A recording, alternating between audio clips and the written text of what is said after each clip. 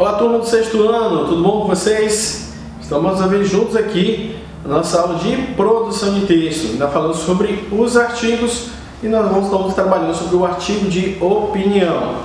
Bem, na aula anterior nós vimos algumas definições, também vimos algumas características próprias do artigo de opinião e hoje nós vamos falar sobre uma parte da sua estrutura, certo? De como ali é construído o artigo de opinião. Tudo bem, turma? Então, sem mais delongas, vamos aqui para a nossa aula de hoje. Vamos lá. Aí, só relembrando que é um artigo de opinião, certo? O artigo de opinião é um tipo de texto dissertativo, argumentativo, onde o autor apresenta seu ponto de vista sobre determinado tema e, por isso, recebe esse nome. A argumentação é o principal recurso retórico utilizado nos textos de opinião, que tem como característica informar e persuadir o leitor sobre um assunto. Geralmente, os artigos de opinião são veiculados nos meios de comunicação de massa, televisão, rádio, jornais ou revistas e abordam temas da atualidade. Vamos lá para a estrutura. A estrutura do artigo de opinião é formada por... Um artigo de opinião deve contemplar características inerentes a esse tipo de texto e, assim, deve estruturar-se da seguinte forma. Aí vem a primeira: contextualização do tema, posicionamento acerca da opinião do autor do artigo, argumentação que sustente a posição assumida, apresentação de posicionamento contrário e argumentos que o sustentem, argumentação que sustente a posição assumida, contrapondo a posição contrária. Não podemos esquecer que o artigo de opinião é dissertativo argumentativo, ou seja, deve respeitar a seguinte estrutura: introdução, que vem a contextualização e sua posição diante do tema, o desenvolvimento, que é a argumentação e contra-argumentação, e a conclusão, que é o resumo das ideias. Eu vou explicar essa parte aqui para que você não fique confuso. Quando ele fala na contextualização do tema, no caso ele está trazendo um tema atual, ou seja, ele vai contextualizar em relação àquilo. Vamos supor, ou seja, ele vai falar sobre coronavírus. Aí ele vai colocar o seu tema e ele vai começar a sua argumentação. É lógico, dando uma introdução, iniciando, as pessoas podem falar sobre isso. E aí ele vai começar a desenvolver, que é essa outra parte aqui que você acabou de identificar. Então, ou seja, ele vai começar a argumentar e contra-argumentar a posição de alguém ou a opinião de alguém que comentou a respeito de determinado assunto. Ele pode até pegar uma opinião de outra pessoa, pode, mas ele sempre vai querer trazer uma clareza do seu ponto de vista, certo? E por fim ele vai finalizar. Outra coisa que você pode ficar um pouco confuso é essa aqui, ó, que é a apresentação do posicionamento contrário e argumentos que sustentem. Ou seja, se ele tem alguém que, vamos supor, que ele viu uma matéria ou que ele viu uma reportagem de outra pessoa falando sobre aquilo, ele vai contrapor. Ou seja, ele vai de contra aquilo que foi informado, ou aquilo que foi analisado. Então ele vai contrapor, certo? E aí tem a argumentação que sustente. Aí vai dizer por que ele acredita naquilo. Eu acredito nisso porque diz isso. Ele vai querer comprovar de uma forma que seja bem ampla, né? Ou uma forma muito clara, aquilo que ele defende a sua posição, certo? Então vamos dar sequência aqui a partir dessa parte aqui, que é da introdução, desenvolvimento e conclusão, tudo bem? Vamos continuar nessa estrutura, vamos lá. E aí é comum que os artigos de opinião sigam o padrão da estrutura dos textos dissertativos argumentativos. Ou seja, eles terão a introdução, que é o que? A exposição, ou seja, a apresentação do tema, que que será discorrido durante o artigo. O desenvolvimento, ou seja, a interpretação, momento em que a opinião e a argumentação são os principais recursos utilizados. E por fim, que é a conclusão, que é a opinião, a finalização do artigo com a apresentação de ideias para solucionar os problemas sobre o tema proposto. Um exemplo que teve recentemente, que eu posso dizer aqui mesmo em Porto Velho, foi a questão do lockdown, né? Fechar tudo, vamos fechar tudo, todo mundo vai ficar isolado na sua casa, tal. Choveu artigos de opiniões em relação a isso. Então, se você tem curiosidade, eu até te incentivo, pesquise lockdown em Porto Velho, ou lockdown em qualquer outra cidade, e você vê os artigos de opiniões que se falaram em relação a isso, certo? Você vai ver que eles vão trazer tudo dessa forma, eles vão trazer a questão da exposição, vão trazer a questão da interpretação e, por fim, vai trazer a sua opinião no final, que é a conclusão. Ele vai mostrar de uma forma, eu penso dessa forma. Eu acho que às vezes pode até colocar, não porque ele vai dizer que é ele, mas ele vai propor para que você possa acreditar na opinião dele, acreditar ou dar crédito na opinião dele, certo, turma? Então é isso, turma. Você conheceu essa parte da estrutura e aí espero que você possa ter compreendido. Tudo bem? Vamos para a mensagem de hoje? A mensagem de hoje vem de Pablo Picasso, um pintor espanhol, que ele diz assim: cada criança é um artista. O problema é permanecer um artista depois que crescemos. Se liga! Então é isso, turma. Até a próxima aula. Tchau, tchau. Um abraço virtual. Valeu!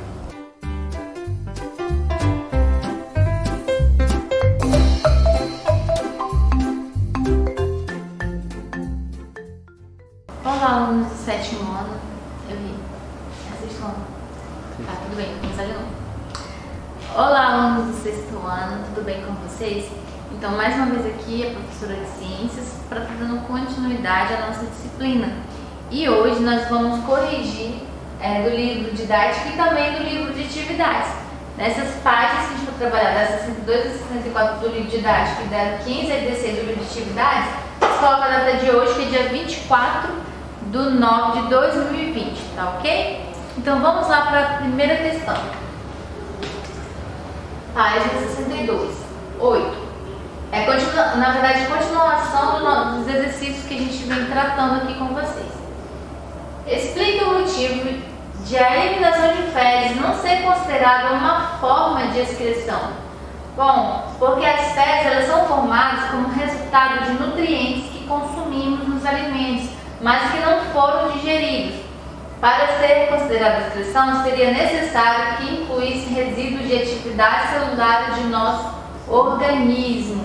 Então, essa é o motivo por não ser considerada uma excreção, né? As fezes elas se formaram de acordo com os alimentos que não foram digeridos ou que não foram aproveitados. No caso da excreção, é quando é próprio ali da atividade celular das nossas células, né?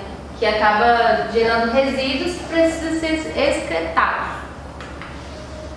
9. Em um laboratório está sendo feita a análise de várias amostras de urina de pessoas diferentes. Observe a imagem com as amostras e responda as questões a seguir. Temos aqui 8 amostras de urinas e a gente consegue identificar várias tonalidades. Por isso que a gente vai conseguir responder as questões. Vamos lá. A. Compare as amostras e escreva o número daquela que corresponde à pessoa que possivelmente toma mais água por dia. Então é a amostra de número 1, porque ela está mais transparente, não está muito concentrada, justamente porque essa pessoa bebeu mais água do que as outras. B. Escreva os números das amostras das pessoas que tomaram, ou que tomam menos água diariamente e explique as consequências que isso pode trazer para a saúde do sistema urinário. Então, pela cor, a gente consegue visualizar que as amostras 6, 7 e 8 são as que menos tomam água, e o problema disso é que tomar pouco líquido pode acarretar a formação de cálculos renais, sobrecarregamento sobrecarregar o funcionamento dos rins e também vai facilitar o desenvolvimento de infecções no seu sistema urinário. Então, por isso, gente, bebam água, porque faz bem para a sua saúde. Próximo, 10. Observe a imagem que representa diferentes vasos sanguíneos. A gente tem ali duas cores. Só de ver aqui a gente já consegue, né, pela explicação que eu falei para vocês, que nas veias tem ali a válvula no meio, né? Então a gente sabe que esse azul aqui é a veia e o vermelho é a artéria. A gente sabe que a artéria ela tem uma estrutura mais grossa por causa do impacto ali do coração, que vai dar pressão, bombear o sangue, né? Identifique os tipos de vasos sanguíneos representados na imagem 1. É a artéria, como eu acabei de falar. 2. É a veia. Questão até de Enem isso daqui, tá, gente? Eu já vi no Enem uma questão assim. Eles colocam ali as estruturas e você vai saber se é uma veia ou uma artéria só visualizando, às vezes, se tem válvula, tá? B. Qual é a função da válvula mostrada no vaso sanguíneo 2? Essa estrutura ela está presente nas veias e permite que o sangue volte para o coração depois de percorrer todo o corpo. Que ela vai se fechando e ele precisa voltar para o coração para depois voltar para o pulmão e ser oxigenado. Então, esse daí vai impedir que o sangue fique voltando sempre. O sangue vai passando e ela vai se fechando, essa válvula aí. Isso vai possibilitar que ele volte para o coração. Correção de exercício, página 63, questão de número 11. Marque com X os fatores que podem influenciar na frequência com que urinamos. Então a A pode marcar, né, que é a quantidade de água ingerida. Quanto mais você bebe, mais frequente você vai urinar. B também pode marcar, porque a quantidade de sal ingerida nos alimentos também vai influenciar. A C, hora de sono também não influencia. D, estado emocional influencia, porque o seu às vezes a pessoa está com ansiedade, vai acontecer alguma coisa com o tempo. Ela fica toda desorganizada, até dá vontade de urinar, às vezes dá diarreia também, já é outra questão. Então, D também pode marcar. E se decidir o celular não tem ligação, temperatura do ambiente. A gente até viu que quando a pessoa está com frio, também dá a impressão de que a bexiga ela enche mais rápido. E aí a pessoa vai mais vezes ao banheiro. Geralmente, quando a pessoa está muito tempo no ar-condicionado, ela sente mais vontade de urinar. Características genéticas não tem ligação. Página 64, questão de número 12. O sistema urinário realiza a filtração do sangue. Sobre essa função e com base nas pistas a seguir, complete a cruzadinha. A. Unidade funcional do rim, onde ocorre a filtração do sangue. Aí vocês vão colocar lá na cruzadinha, que é o néfron, né? A gente lê lá, néfron, questão de entrar. Volta. B. Órgão ou oco que armazena a urina produzida nos rins. É a bexiga. No caso, bexiga urinária. C. Procedimento usado por muitos pacientes que sofrem de insuficiência renal. É transplante. D. Canal que conduz a urina dos rins à bexiga urinária, uréteres. E. Canal que conduz a urina ao exterior do corpo é a uretra. E o processo de filtração artificial do sangue é a hemodiálise. Então, dessa forma, vocês vão preenchendo ali a cruzadinha de vocês, de acordo ali a letra, né? A, B, C, D e E. Bom, o símbolo ao lado é representativo da campanha de incentivo à doação de órgãos promovida pelo Ministério da Saúde. A doação de rim pode ser feita em vida, isto é, o doador não precisa estar morto para que a doação seja realizada. Como é possível que uma pessoa doe um de seus rins e continue vivendo normalmente? Por quê? Porque é possível, o corpo humano apresenta 2 rins e a retirada de um não vai possibilitar a continuidade da vida do doador, porque ele vai ter outro rim. Então, é possível de uma pessoa viva doar o rim dela para outra pessoa que está precisando de um rim e ela vai viver normalmente porque aquele rim dela funciona perfeitamente, tá bom? Logicamente que isso tem toda uma é bem rigoroso, tem todo quem pode doar, quem não pode, né? Tem tudo isso. Tem a fila também de espera, tem toda uma organização para que isso ocorra. 14. Retomando o que foi aprendido até agora sobre o sistema do organismo, relacione as duas colunas. Temos lá A, digestão, B, respiração, C, circulação e D, excreção. Então vamos lá. Disponibilize nutrientes para o organismo. É a A, que é a digestão. Transporta os produtos da respiração e da digestão. É a C, a circulação. Filtra o sangue e elimina os resíduos das atividades celulares. É a D, excreção. Permite a entrada do oxigênio que chegará às células, que é a letra B, a respiração. Página 15 do livro de atividades agora, né? Mesmo que é 15 a 16. 6. Após as células realizarem seus processos metabólicos, elas eliminam os resíduos de sua atividade na corrente sanguínea.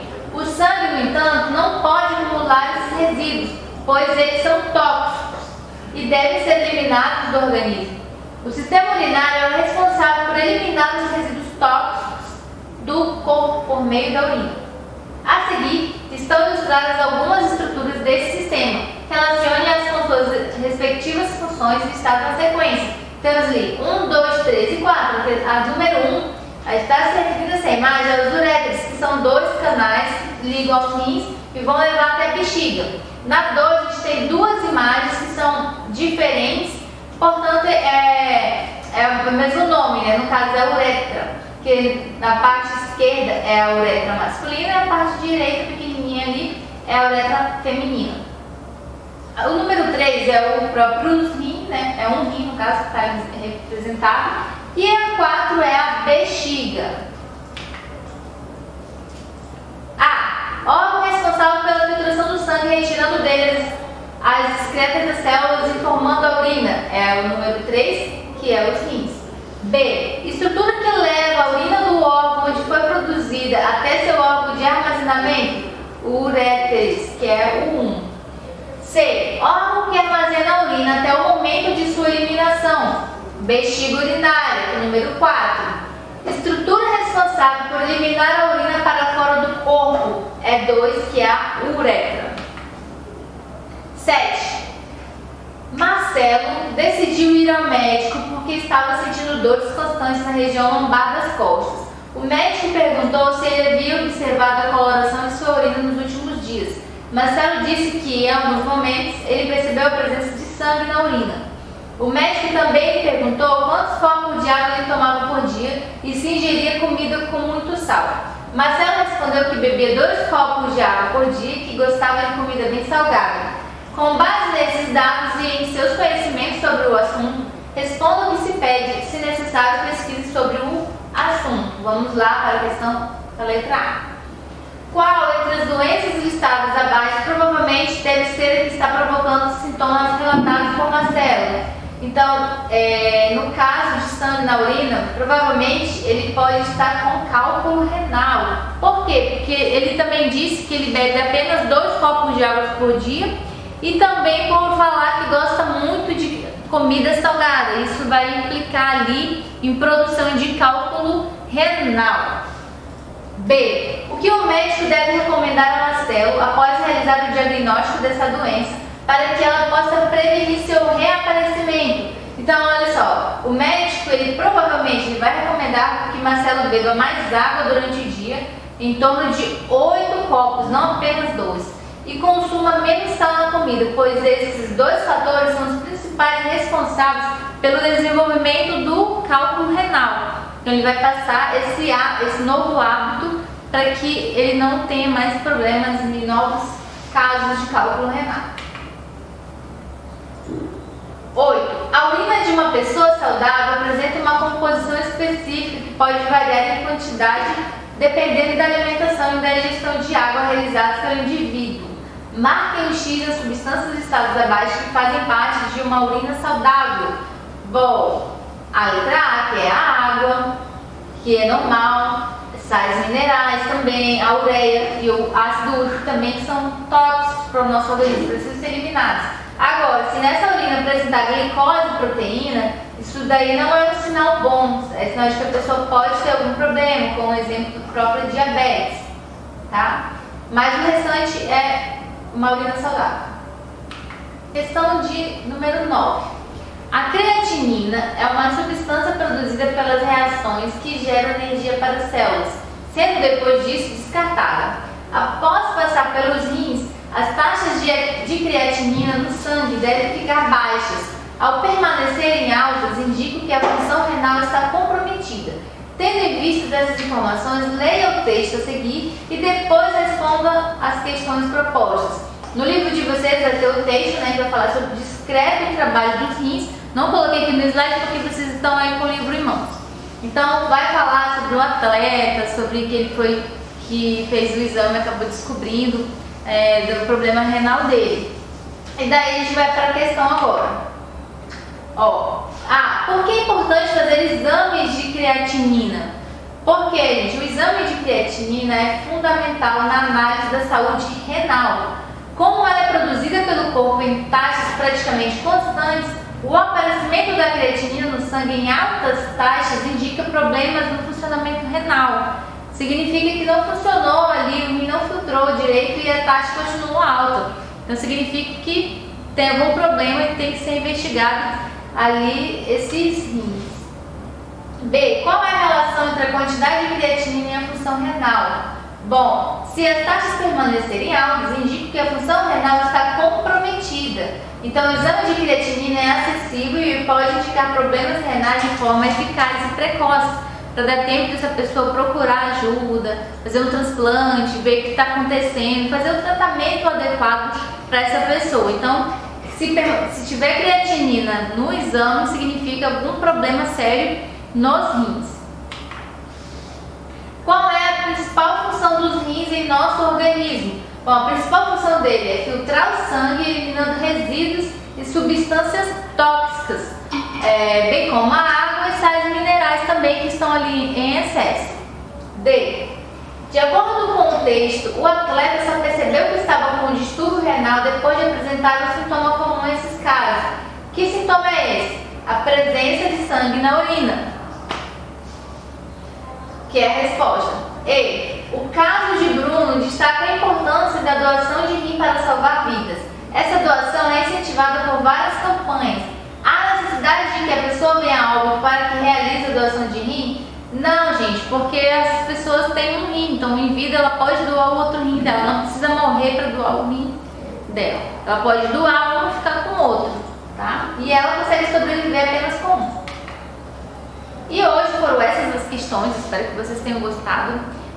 Por hoje a gente fica por aqui e na próxima aula a gente vai estar dando continuidade a tudo isso, tá bom? Espero que tenham gostado, um abraço e até mais.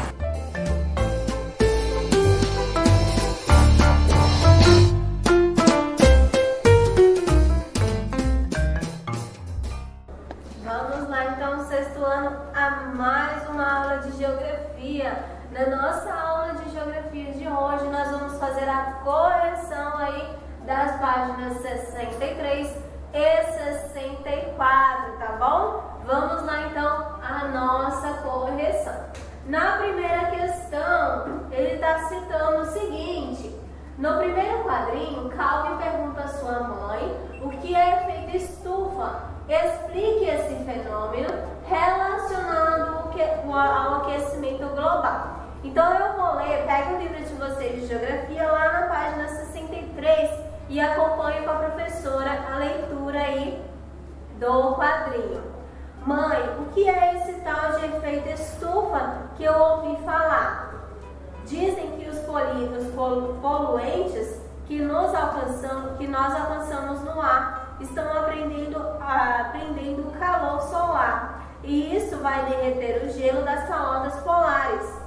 Claro, você já vai ter batido as botas quando isso acontecer, mas eu não. Belo planeta você está me deixando. Isso vindo do garoto que quer ir de carro para qualquer lugar mais distante que um quarteirão. E ninguém tinha me falado do gelo das camadas polares, tá? Então ele está falando, né, relacionando aí o significado das calotas polares,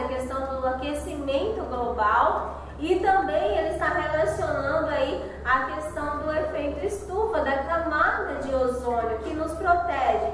E aí a mãe dele, ironicamente, fala que isso está me falando a pessoa que quer andar de carro, porque o carro ele é um dos poluentes, né, que mais causam aí também poluição no nosso ambiente, na nossa atmosfera. Aí ele, para justificar, né, essa culpa, ele fala: ei, ninguém tinha me falado do derretimento das calotas polares.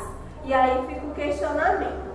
Aí na letra A ele está perguntando aí para você explicar o fenômeno relacionado com o aquecimento global. Então o efeito estufa ele consiste aí na capacidade da atmosfera de reter o calor do Sol e manter o planeta aquecido em virtude da propriedade de alguns gases, como aqueles que a gente conheceu, gás carbônico, metano, né? Além de absorver parte da radiação emitida pelo Sol e refletida pela superfície terrestre.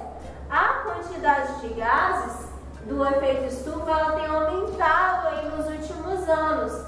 Então, ele vai relacionar o quê? Que o efeito estufa, ele, como aumentou nos últimos anos, ele está associado à queima de combustíveis fósseis, como o carvão e também o petróleo. Esse aumento ele vai causar maior retenção do calor na atmosfera, contribuindo aí para o aumento do aquecimento. Na questão da letra B, ele está perguntando o seguinte: no segundo quadrinho, Calvin fala sobre os poluentes que intensificam o efeito estufa. Quais são eles? Como eles chegam à atmosfera? Então tem duas perguntas aí na letra B, né? Nós temos aí gás carbônico e metano, são alguns gases que contribuem para a intensificação do efeito. E a outra pergunta, como eles são emitidos? Eles são emitidos especialmente pela queima de combustíveis fósseis, como o petróleo e também o carvão mineral, certo? Na letra C, Calvin diz que o aumento do aquecimento da atmosfera vai derreter as calotas polares. Cite outros efeitos do aquecimento global. Então a gente tem aí elevação do nível dos oceanos em razão do derretimento das calotas polares, modificação dos padrões climáticos, intensificação dos ventos climáticos extremos, como furacões, secas e fortes tempestades também. Na letra D, no último quadrinho, a mãe de Calvin dá a entender que as atitudes influenciam a intensificação do efeito estufa. Explique. Então, eu coloquei o seguinte aí para vocês, que isso ocorre porque a mãe de Calvin provavelmente sabe que os meios de transporte são grandes responsáveis pela intensificação do efeito estufa, o que é verdade, né? Globalmente, esses gases contribuem com um quarto das emissões globais, mas em alguns lugares esse índice pode ser ainda maior, como na capital de São Paulo, onde o setor de transporte é responsável por mais de 70% das emissões de gases do efeito estufa, né? Então, onde se concentra aí maior população, tem aí maior consequência ambiental também, né?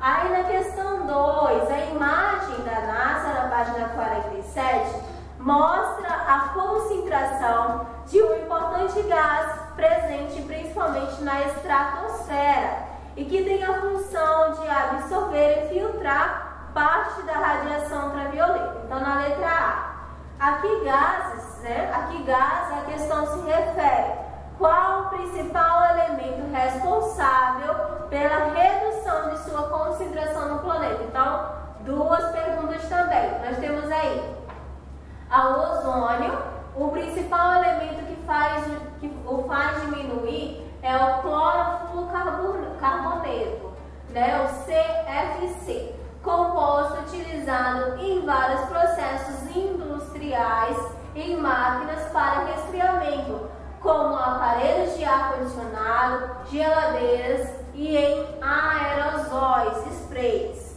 Na letra B, sabendo que as cores quentes da figura representam as maiores concentrações de gás e as frias, as menores, indique o continente sobre o qual o buraco na camada de ozônio é mais extenso. Aí nós temos aí, pela leitura da imagem, o buraco da camada de ozônio é maior sobre todo o continente antártico, né, onde ocorre menor poluição.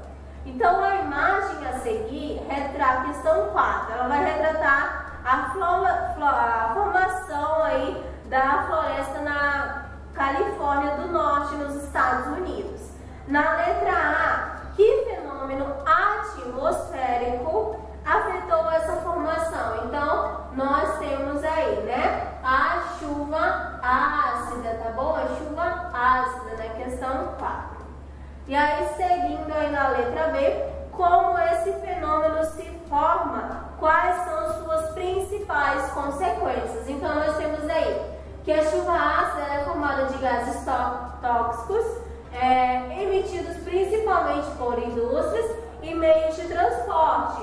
Ao serem lançados na atmosfera, eles entram em contato com o vapor de água e a luz solar e elevam aí o teor da acidez da água. Quando o vapor de água se condensa, cai sob forma de chuva. O que ele está relacionando aí, gente? O ciclo da água, né? O ciclo da água.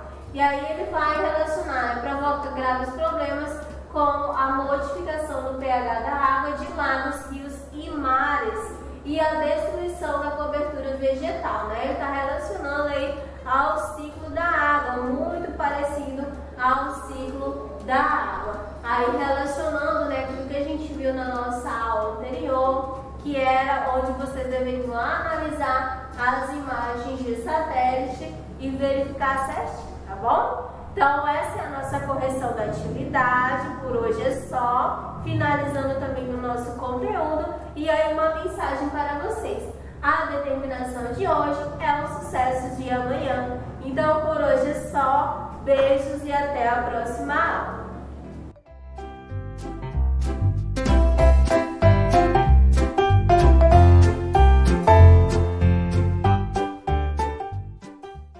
Hello students, good morning, good afternoon or good evening, tudo bem com vocês? Eu espero que sim. Sejam bem-vindos à nossa segunda aula de inglês dessa semana. Hoje a gente vai dar continuidade à revisão sobre o Simple Present, Negative e Interrogative Forms. Vai ser revisão no caderno. Vocês sabem que já chegamos ao final das páginas do livro de vocês que são referentes ao terceiro bimestre. Então vamos lá. Revisando aqui rapidamente o quadrinho das regras, formas afirmativa, o verbo permanece normal, só vai mudar no he, she ou it. Negativa, don't para os casos normais, os especiais vai ser doesn't. Agora, interrogativa, eu preciso ter o auxiliar, o meu pronome, seguido do verbo principal, né? E fora que eu tenho o casinho especial do does aqui, do para I, you, we, they e does para he, she ou it, ok? Lembrando que a resposta curta também tem que acontecer aí, geralmente nas questões, né? Yes, I, ou you, we, do, ou no, I, you, we, don't. Agora quando for does, vai ser yes, he, she, it does ou no, he, she, it doesn't, dependendo aí da resposta se for sim ou não. Agora, para ficar mais claro que isso, tem esse outro quadrinho que eu trouxe para vocês. Forma afirmativa só vai modificar os casos especiais botando S, nesse caso no verbo work, que é trabalhar. Agora, a forma interrogativa tem o does aqui, né, para os três casos, he, she, it. E perceba que ele vem iniciando a frase. Então, logo no início da frase, eu já sei que se trata de uma pergunta. Se tivesse sem a pontuação, sem a interrogação, ainda assim eu saberia que é uma pergunta no inglês, por causa do auxiliar. Agora, forma negativa vai ser o do mais o not ou does mais o not. Vai ficar don't e doesn't, dependendo do caso. Ok? Não vou ler um por um, porque eu acabei de explicar a regra para vocês, isso aqui é só para esclarecer melhor. E vamos de atividade no caderno. Então assim, coloca a data de hoje, 24 de setembro, nome da teacher, activity, e bote aí, use the negative or affirmative form to complete the sentence. Vocês têm que ver, gente, a lógica. Eu coloquei frases elaboradas por mim aqui, por exemplo, snakes, e o verbo que eu tô falando aqui, que eu botei em parênteses, é fly. Snakes são cobras, as cobras voam? Não. Então, como que eu faço isso para negar utilizando o presente simples?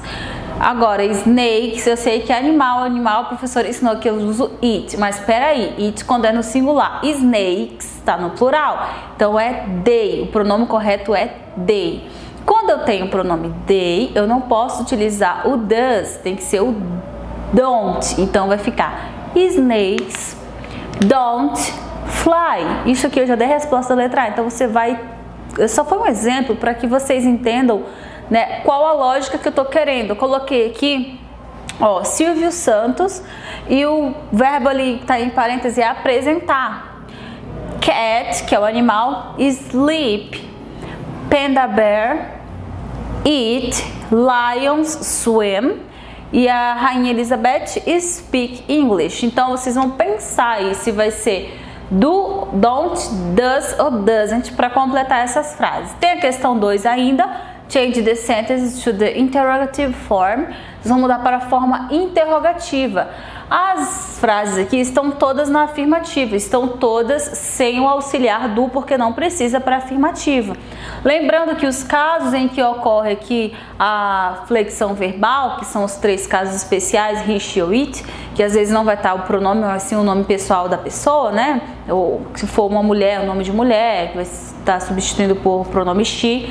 E aí você vai ter que lembrar, nossa, mas esse verbo está modificado, então ele é um dos casos especiais. Quando eu passo isso para interrogativa, independente se vai continuar sendo he, she ou it, você tem que lembrar que na interrogativa esse verbo volta para o infinitivo, ele não vai ficar modificado, tá bom? Então tem a questão A, B, C, D, E e F. Terminou, teacher? Calma aí, que agora vocês vão voltar na questão A para responder. Copiou tudinho, pausa para responder. Quando terminar tudo, dá o play para a gente corrigir juntos. Vamos ver então as respostas, galera? Letra A, eu já tinha dito para vocês. Snakes don't fly. Silvio Santos presents a program. Ele apresenta um programa. The cat sleeps all day. O gato dorme o dia inteiro. Panda bear eats bamboo. Lions swim. Está no plural, tá? Lions. Os leões nadam. Elizabeth Queen speaks English. Ela fala inglês. Questão 2. Modificando letra A para a interrogativa. She plays violin. Does she play? I'm so sorry, faltou só o THE. Does she play the violin? Agora B. Nathaniel eats pizza every day. Does he eat pizza every day? Poderia ter colocado does Nathaniel também, estaria certo, tá? They have Portuguese classes 3 times a week. Do they have Portuguese class 3 times a week? Eloá has 4 uncles. Eloá tem 4 tios. Does she have 4 uncles? Ou poderia ficar does Eloá have 4 uncles? E. Jonathan plays basketball with his friends on Sundays. Does he play basketball with his friends on Saturdays? Marcela and Diego have 3 kids. Do Marcela and Diego have 3 kids? Isso é uma pergunta, né? Todas era para ficar na forma interrogativa. Eu espero que vocês tenham entendido, tenham aplicado as regrinhas que eu expliquei. Ficando com dúvidas, sabem onde me encontrar ou o que fazer, falando com coordenação. Galera, toda segunda eu estou disponível para vocês. Apareçam lá, tá bom? Até a nossa próxima aula. Bye, bye!